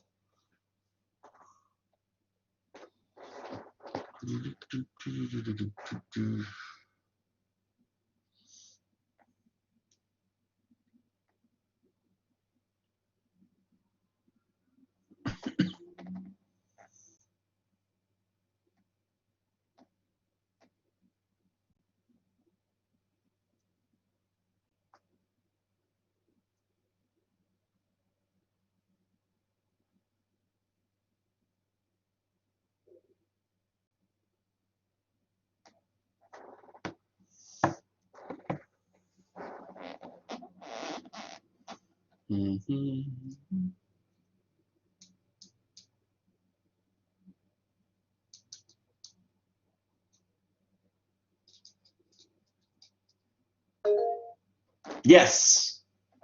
So Professor, since our test will be after the, or maybe after the. definitely after the break. No, maybe about it. Okay. Will it be like a quiz, or is it essentially going to be our midterm? It's the same structure as before. It's the midterm. It's like everything else. It's sort of the best I can do. Okay. All right. Thank you. Yep, no problem. Okay, so hopefully you're able to look at the free body diagram and pretty readily get mg sine theta minus fk. And again, that equals minus ma. Again, the acceleration is in opposite the direction of motion, so it should be negative because you're slowing down. And in the y direction, you should have Fn minus mg. Nope, darn it. I did what I told you all not to do. I went in automatic mode. Don't do that. Cosine theta, and that's going to equal 0. Did everyone come up with that? Or if you didn't come up with that, do you have questions on how I got it? Or where something comes from?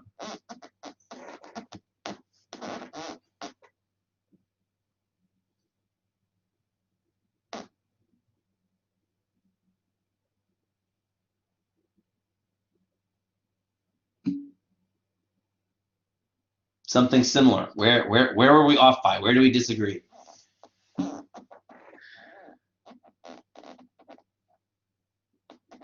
Yeah. But remember, take a look here in the diagram, right? In the y direction, you have Fn, and then you have minus mg cosine theta. That's the y component here. Fg is not only in the y direction.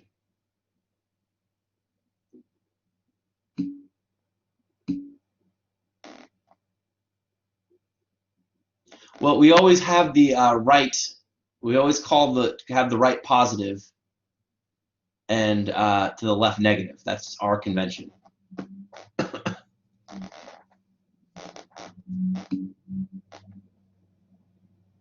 Okay.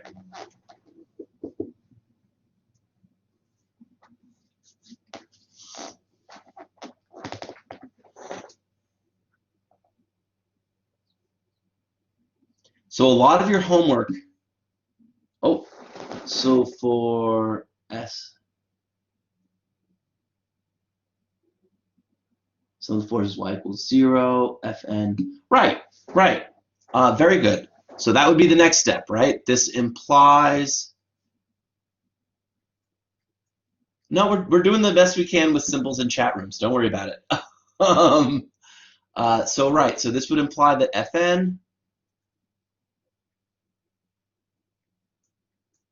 equals mg cosine theta. Okay? And then, of course, recalling that Fk equals mu k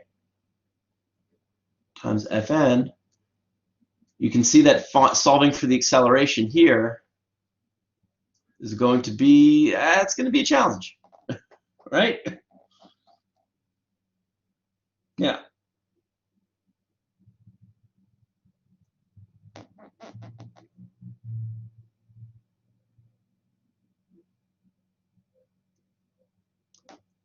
Fk, so let's take a look there again. All right, so we have, in the x direction, we have mg sine theta in the positive direction, and we have Fk in the negative direction. Okay? That's why we have it set up the way we have it here. So all you have to do is look at the free body diagram. It literally tells you what sign you should have in front of everything. Right, you could solve for the sum of the x. You can solve for a here, or well, but basically what you do is you plug in this expression here and solve for a, and then you plug it back into your kinematic equation. You still have to, once you do this, you still have to solve this equation, right?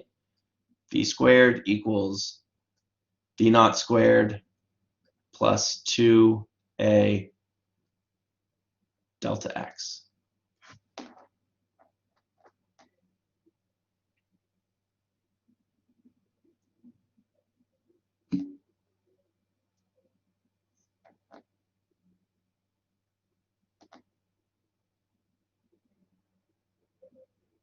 And now I realize where I erred.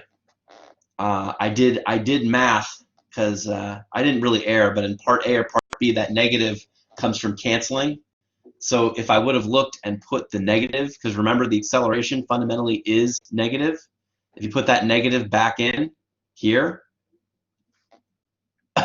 it'll go away in the final solution because you'll have a negative here. You'll get you have to get a negative number by moving this over to the other side, and then those negatives cancel out. So you have to be careful with your minus signs. All right. But again, it doesn't make too much of a difference if you get a negative. You just know you can interpret it and get the right answer. So okay, so I think that's a great place to stop for today. And it's 3:11, so I'm going to take a picture of the. This is how I've been taking attendance. I just take a picture of the attendance list. And again, I want to remind you that we will be Did someone ask a question? It didn't come in. Oh dear. Oh no, it's not working. All right. Okay. So yeah. So again, I know it said exam today, but that was before we were in a global pandemic, and that has changed things. Please keep in mind the exam will only cover our new date for the exam will be, when we come back, will be Tuesday the 21st. So we don't normally have lecture on Tuesday, but because we're doing it at home, it doesn't matter, and we're behind a lecture. So I want to use that specific time to do the exam. The exam will be Tuesday at our regular time of 1. Basically, I'm going to give you a couple hours. So there will be a couple hour window to do it because I want to give you some flexibility. But once you start the exam, you will only have 90 minutes to do it. So be very aware of that. You will not have 4 hours to do the exam. You'll have 4 hours to start the exam. And then once you start it, you'll have 90 minutes to finish. Okay? The exam will be multiple choice. It will cover chapters 1 through 4 only. Chapters 5 and 6, 7 and 8, and a little bit of 9 make up the material for exam 2, and then the final covers everything after. But 90 minutes is not 2 hours. I know, but I never give a 2-hour exam to begin with, to be honest. And it's multiple choice, and I feel like 2 hours might be a little long. If we were doing written exams, you'd have 1 hour and 15 minutes. So 90 minutes is a bit much. I usually lecture. I don't give the whole 2 hours. The only one that gets the whole 2 hours is the final. Because it's multiple choice, it's not going to be 5 questions. All right. Even if the questions are a little more are of similar difficulty, they will within the. Well, no, I'm going to give you a longer window because things are hard. So, like I said, the window it'll be a little earlier. The window will actually be longer to take the test, but it's your 90 minutes. I might increase it to 2 hours. I'll increase it to 2 hours. But that being said, there will probably be 15 to 20 multiple choice questions. And I feel like I have to give you that many because the answers will all be on there. It's going to be multiple choice. In looking at my design options, that was what I could do. Unfortunately, I kept trying to find written exams where it worked, and it just kept not working the more I thought about it. So, and if I did give you one, it would have to. If I gave you a written exam I would be comfortable with, it would have to be extremely difficult. And the Physics 2 class said they didn't want that. No, so the exam. That's a great question, Artin. The exam will be on Wiley Plus. It'll be like another homework, but you'll have to do it on Wiley Plus. So if you have not signed up for Wiley Plus or done the homework, you will need to do it for your exam. And again, the homework grade is real. I don't go, oh, they couldn't do homework, but they did well on the test. That will, if you don't do any of the homework, the highest grade you can get in this class is a B-. And that's if you get 100 on my test, which very rarely happens. So you're really looking at a grade in the C range if you decide that you're not doing the homework or that you couldn't get the homework done. So if you lose internet connection after starting the exam, you'll need to Skype me, and then I can reset it. So I'll be available via Skype. But you only get you really want to be sure that you have that time. I mean, it's an imperfect system, and I get that. But if everyone starts losing internet connection, basically my patience will run thin. We don't want to get there. So be in an internet connection that works. Make sure that that you can do it adequately. Okay. I'm going to look at the options to see if I can somehow mitigate that. I don't know if I can, because I really don't want you to be able to sign in and sign out either. But you're going to need to. But I'll be on Skype, and again, I've pretty much typed the address out. I know, but that's I mean, unfortunately, I've been instructed that distance learning is what I got to do. I've got to give exams online. So yeah, so I guess just hope for the best. That's all I can say.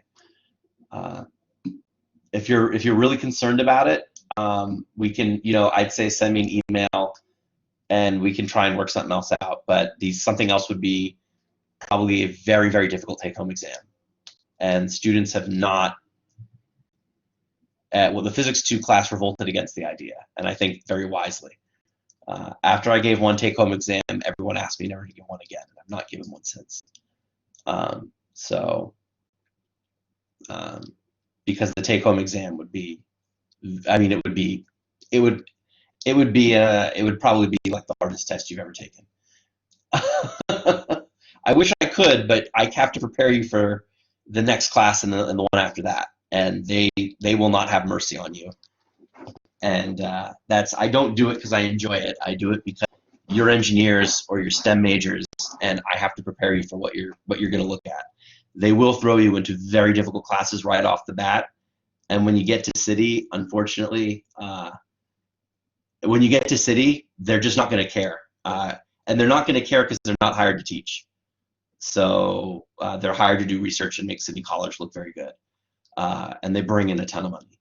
So I'm trying to, I want to support all of you and help you all to the best of my ability, but part of that is, some staff at LaGuardia are probably going to pass away too. I mean, it's just, when you have the numbers, it's very likely. You're all going to know someone who is gravely affected by this disease. That's just statistics, or at least most of you will. I already have a friend whose husband passed away, so it's like, it's going to be the story of your youth. But as far as why my tests are the way they are and why I test the way I do, it's not, I don't enjoy it, I don't even like it, and if you want to know my real opinion and thought on it, I would love to get rid of tests. I don't like them very much. That's how I feel.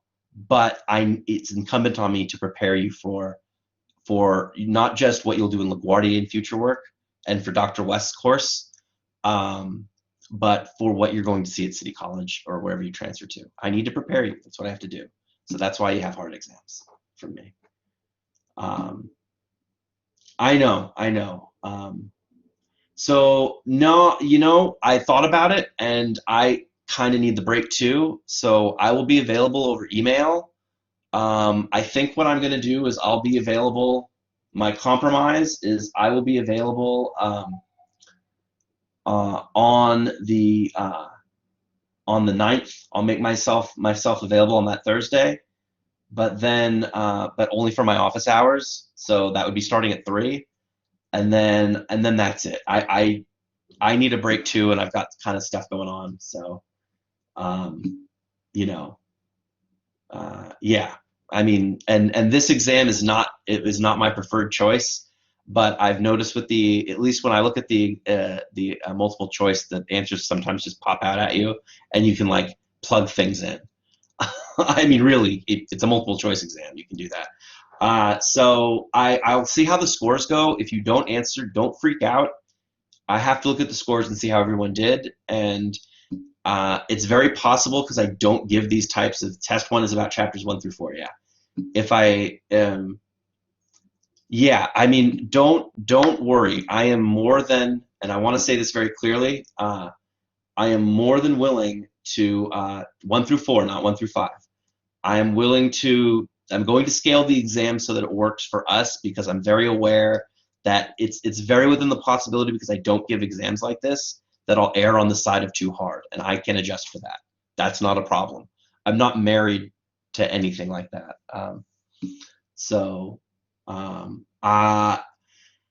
My hard answer to that is generally no, but because of the way the semester is going, I'm not opposed to it, but I'm hoping I don't have to.